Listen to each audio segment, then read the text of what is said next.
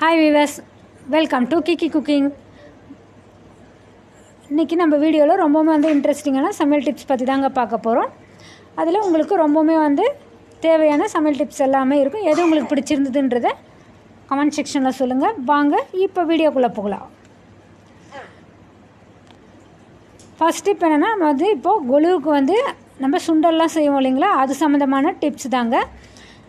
எந்த வகையான சுண்டல் செஞ்சாலுமே வாணலியில் தனியா, மிளகாய், வெள்ளை எள்ளு, கடலைப்பருப்பு இதெல்லாம் நம்ம தனியாக வறுத்துட்டு பெருங்காயத்து கூட சேர்த்து நம்ம மிக்சியில் பொடியாக நம்ம அரைச்சி எடுத்துக்கலாம். இப்படி எடுத்துகிட்டு அதுக்கப்புறம் நம்ம அது சுண்டலில் நம்ம தூவும்பொழுது குழந்தைங்களுக்குலாம் ரொம்பவுமே பிடிக்கும். டேஸ்ட்டுமே ரொம்ப நல்லாயிருக்கும். ட்ரை பண்ணி பாருங்கள்.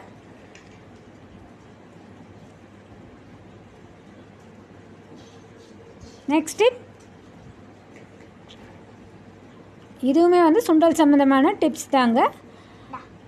சுண்டல்னாலே உப்பு, காரம் இதெல்லாமே இருக்கும் இல்லையா. இது கூட வெள்ளைப்பாகு வச்சு நம்ம சுண்டலை கொட்டி கிளறி 2 தேக்கரண்டி நெய், தேங்காய் துருவல் எல்லாமே சேர்த்து நம்ம இனிப்பு சுண்டல் செஞ்சோன்னா இதுவுமே குழந்தைங்களுக்கு ரொம்பவுமே பிடிக்குங்க. ட்ரை பண்ணி பாருங்கள். கடலைப்பருப்பு இனிப்பு சுண்டல்லாம் நம்ம வியாழக்கிழமை அப்படி இல்லைன்னா விஜயதசமி அப்போ நம்ம செய்யும்பொழுது ரொம்ப நல்லாயிருக்கும். ட்ரை பண்ணி பாருங்கள். நெக்ஸ்ட்டு, நம்ம சுண்டலை தாளித்து இறக்கிறதுக்கு அப்புறமா 2 தேக்கரண்டி அவலை நல்லா வறுத்து பொடி செஞ்சு நம்ம தூவிடணும். சுண்டல் இப்படி செய்யும்பொழுது ரொம்ப சூப்பரான டேஸ்ட்டாக உங்களுக்கு கிடைக்கும். கண்டிப்பாக ட்ரை பண்ணி பாருங்கள். பட்டாணி சுண்டலை வேக வச்சு இறக்குறப்ப கடுகு, கருவேப்பிலை, மிளகு பொடி இதெல்லாமே தூவி இறக்கணுன்னா ரொம்ப வித்தியாசமான டிஃப்ரெண்ட்டாக ஒரு டேஸ்ட் உங்களுக்கு கிடைக்கும். ட்ரை பண்ணி பாருங்க.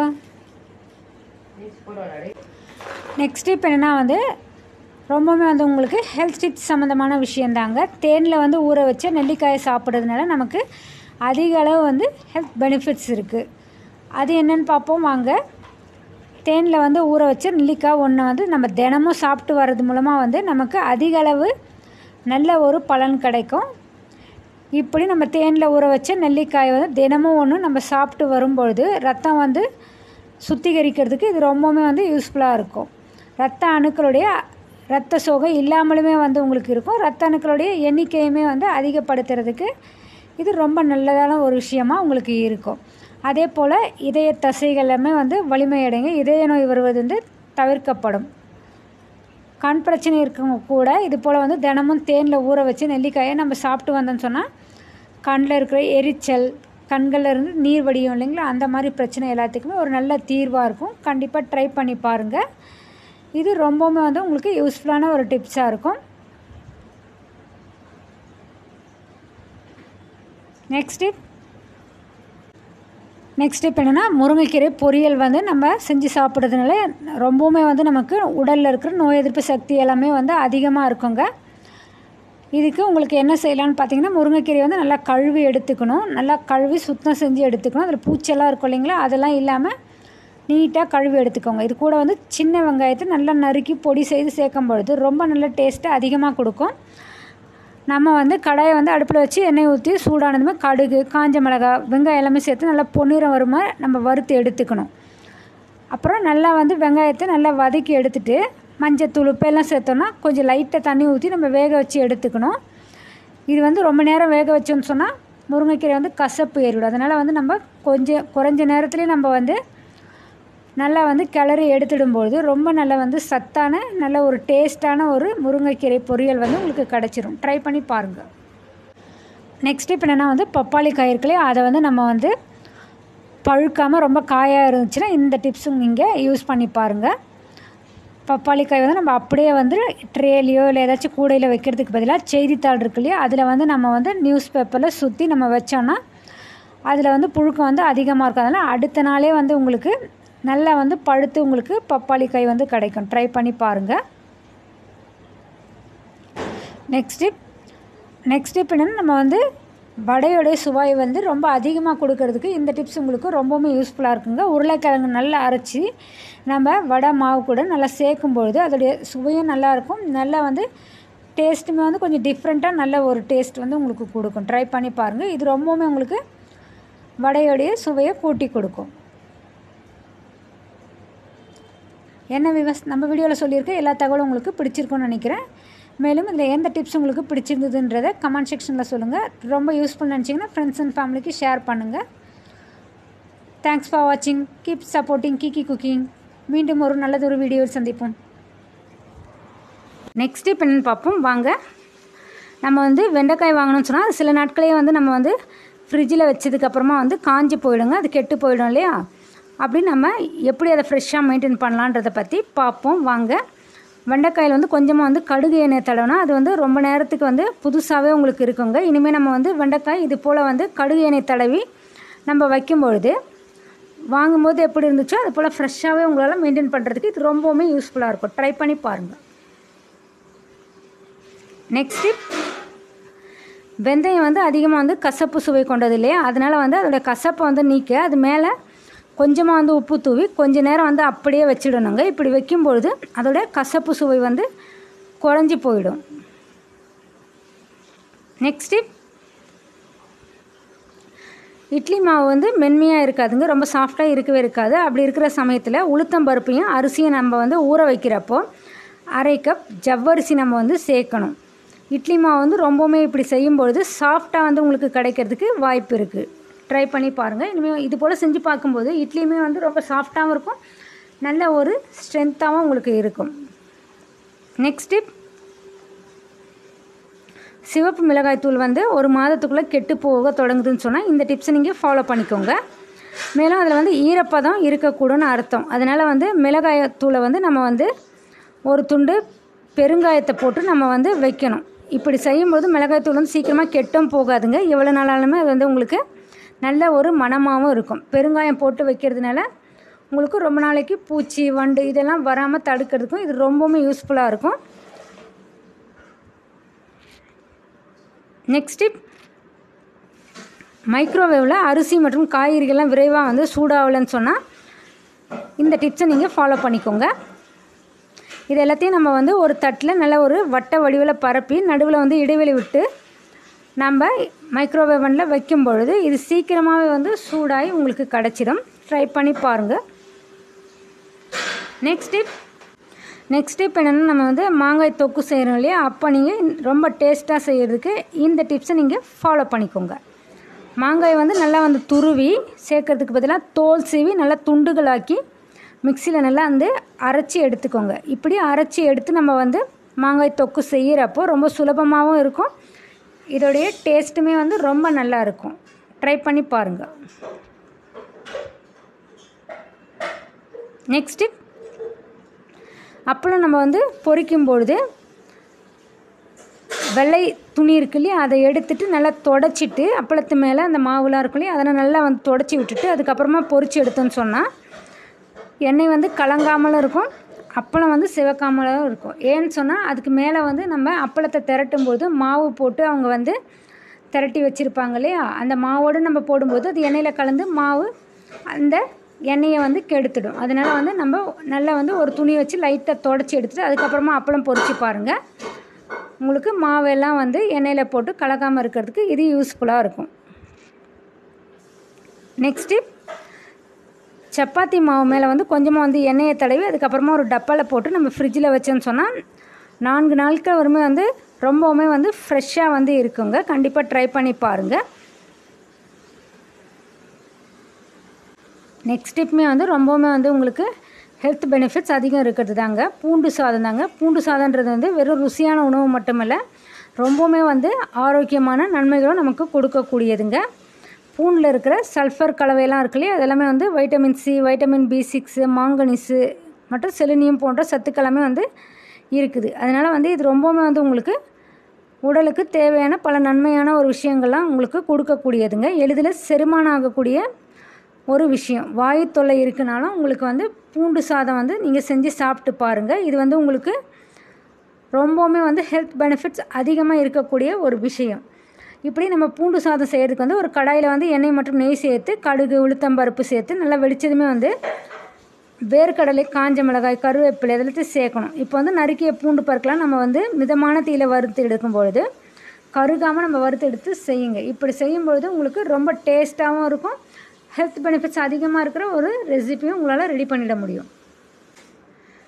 முறுமுறுன்னு நம்ம வந்து அடை செய்கிறதுக்கு உங்களுக்கு ரொம்பவுமே யூஸ்ஃபுல்லான டிப்ஸாக இருக்குங்க. இதை ட்ரை பண்ணி பாருங்கள். நம்ம அடைக்கு வந்து மாவு அரைக்கிறப்போ மரவள்ளிக்கிழங்கு இருக்குல்லையே, அதை வந்து உரித்து சில துண்டுகள் சேர்த்து நம்ம வந்து அரைக்கலாங்க. இப்படி செய்யும்பொழுது உருளைக்கிழங்கு துண்டுகளாக போட்டு நம்ம அரைக்கும்பொழுது அடை நல்லா முறுமுறுன்னு ரொம்ப டேஸ்ட்டாக வந்து உங்களுக்கு கிடைக்கிறதுக்கு வாய்ப்பு இருக்குது. ட்ரை பண்ணி பாருங்கள்.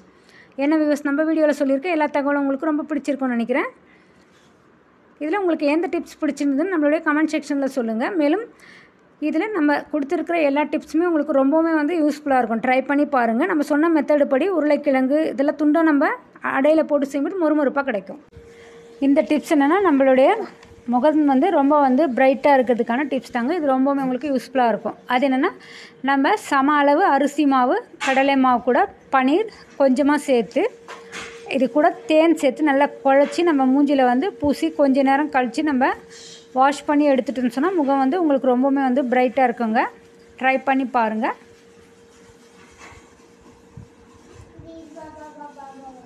நெக்ஸ்ட் டிப் என்னென்னா, நம்ம வந்து வெங்காயம் வாங்கும்போது இந்த டிப்ஸை நீங்கள் கண்டிப்பாக வந்து கவனிக்க வேணுங்க.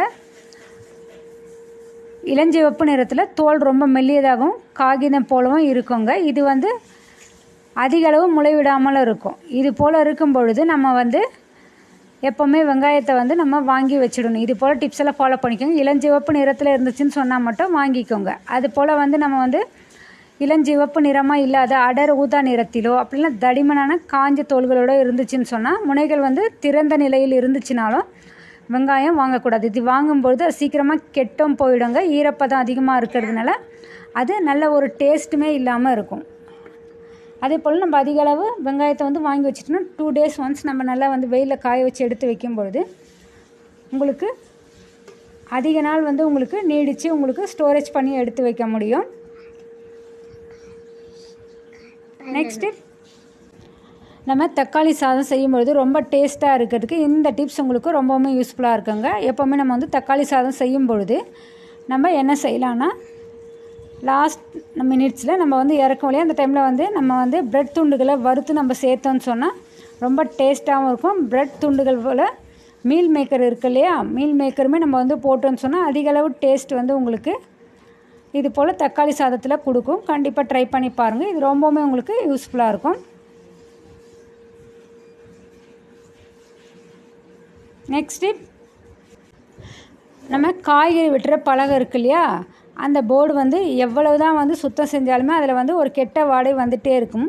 அப்படி வர பிரச்சனையை வந்து நீங்கள் எப்படி சரி பண்ணலான்றதை பற்றி பார்ப்போம். அதுக்கு மேலே வந்து கொஞ்சமாக வந்து ஆப்ப சோடா மாவு, பேக்கிங் சோடா சொல்லுவாங்க இல்லையா, அதுவும் காப்பி தூள் இருக்கு இல்லையா, அதுவுமே நம்ம வந்து நல்லா தூவி விட்டுட்டு கொஞ்ச நேரம் நல்லா தேய்ச்சி கழுவி காய வைக்கும்பொழுது அதுக்கு மேலே வந்து கொஞ்சம் சமையல் எண்ணெயை ஊற்றி தடவி நம்ம வச்சோன்னு சொன்னால் பலகை வந்து ரொம்ப சூப்பராகவும் இருக்கும். அதில் வந்து ரொம்ப நாளைக்கு வந்து இந்த பேட் ஸ்மெல் எதுவும் வராமல் உங்களால் மெயின்டைன் பண்ண முடியும். அதே போல் ஈரப்பதம் இல்லாமல் நல்லா காய வச்சு எடுத்து வச்சுக்கோங்க. அப்போ தான் காய்கறி வெட்டுற பலகை வந்து ரொம்ப நாளைக்கு உங்களுக்கு நீடித்து உழைக்கும்.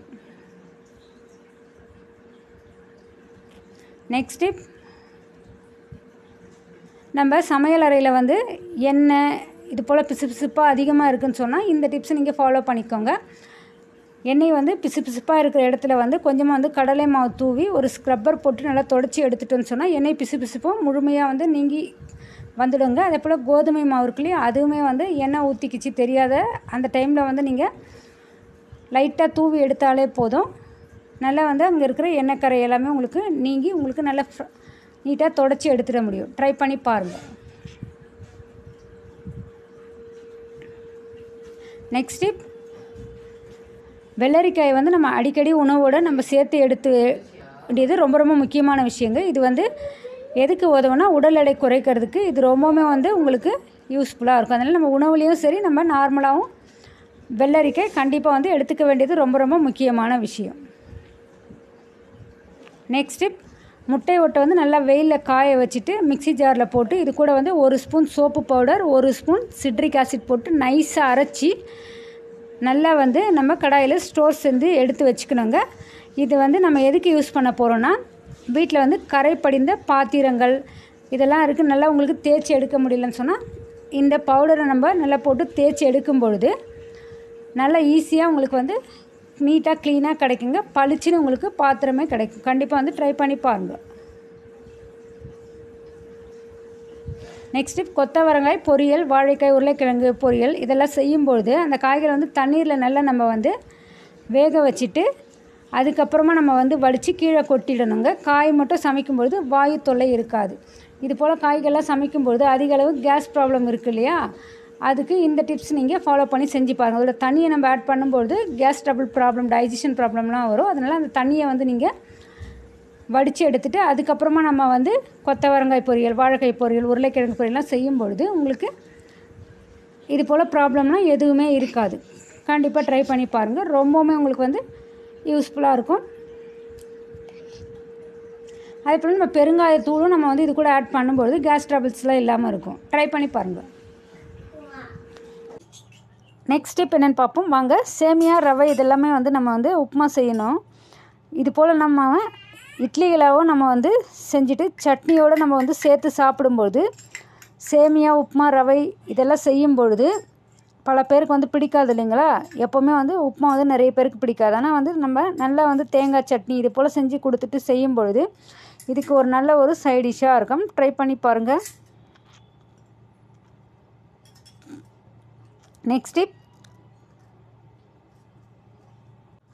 நம்ம வந்து பாசிப்பருப்பு வந்து வேக வைப்போம் இல்லைங்களா. வேக வைக்கிறது வந்து ரொம்ப அதிகமாக வந்து குழஞ்சி போகாமல் இருக்கிறதுக்கு இந்த டிப்ஸ் உங்களுக்கு ரொம்பவுமே யூஸ்ஃபுல்லாக இருக்கும். அது என்னென்னா, நம்ம வந்து தேவையான அளவு நம்ம டிஃபன் பாக்ஸ் இருக்கு இல்லையா, டிஃபன் பாக்ஸில் நம்ம பாசிப்பருப்பை போட்டு அதுக்கப்புறம் குக்கரில் வச்சு நம்ம வேக வச்சோன்னு சொன்னால் நமக்கு அதிக அளவு குழஞ்சி போகாமல் எவ்வளோ அளவு தேவைப்படுமோ அந்த அளவு வந்து உங்களுக்கு கிடைக்கும். ட்ரை பண்ணி பாருங்கள். நெக்ஸ்ட் இப்போ என்னென்னு பார்ப்போம். உளுந்து வடைக்கு வந்து அரைக்கிறப்போ மிக்சியில் வந்து முதல்ல வந்து ஒரு ஸ்பூன் எண்ணெய் விட்டுட்டு அதுக்கப்புறமா வந்து நம்ம உளுந்த பருப்பை போட்டு நம்ம அரைச்சி எடுத்தோம்னு சொன்னால் அரைச்ச மாவு வந்து மிக்சிலேருந்து எடுக்கிறதுக்கு ரொம்பவுமே வந்து ஈஸியாக இருக்குங்க. இது போல் அதிக அளவு வந்து நம்ம மிக்சியில் ஒட்டிக்கிச்சின்னு சொன்னால் எடுக்கிறதே கஷ்டமாக இருக்கும் இல்லையா. கொஞ்சமாக நம்ம எண்ணெய் தடவிட்டு அதுக்கப்புறம் அரைச்சி எடுத்து பாருங்கள். ஈஸியாகவே வந்து நம்ம வடைக்கு மாவு அரைச்சி எடுத்துட முடியும்.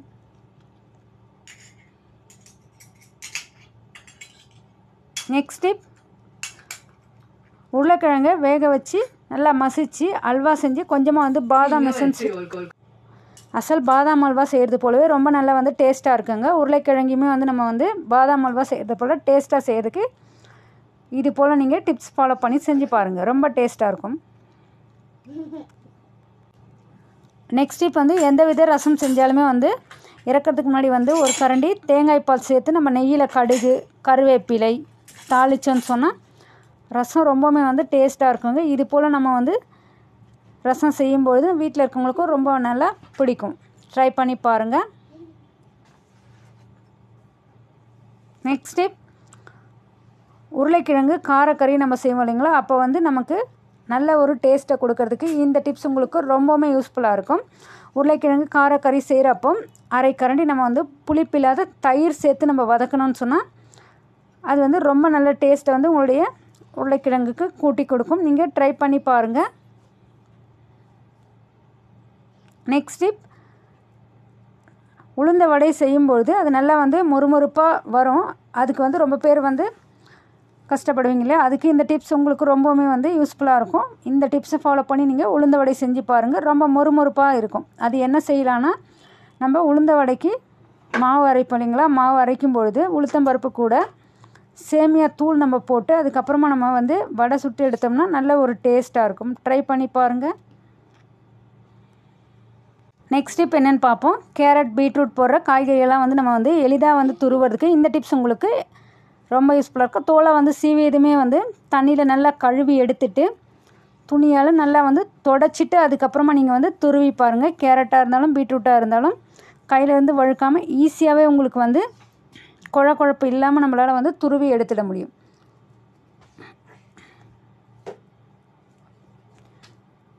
நெக்ஸ்ட் டிப், தக்காளி குருமா செய்யும்பொழுது வந்து வெங்காயத்தை வந்து நல்லா அரைச்சி வந்து நம்ம சேர்த்தோன்னு சொன்னால் குருமாவுடைய சுவையுமே வந்து அதிகமாக இருக்கும். அதே போல் நம்ம கொஞ்சமாக வந்து தக்காளியுமே நம்ம வந்து சேர்த்து வெங்காயத்தையும் சேர்க்கும் பொழுது இன்னும் நல்ல டேஸ்ட்டை வந்து உங்களுடைய தக்காளி குருமாவுக்கு கொடுக்கும். ட்ரை பண்ணி பாருங்கள்.